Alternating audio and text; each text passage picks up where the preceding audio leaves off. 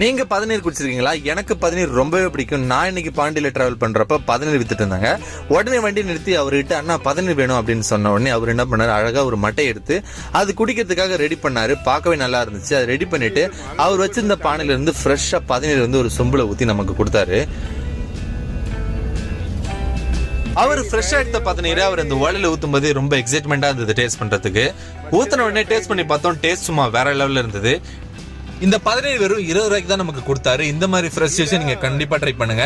இந்த பிசினஸ் பண்றவங்களுக்கு கண்டிப்பா உங்களோட சப்போர்ட் கொடுத்த மாதிரி இருக்கும். இந்த வீடியோ உங்களுக்கு பிடிச்சிருந்தா மறக்காம நம்ம சேனலை சப்ஸ்கிரைப் பண்ணிடுங்க.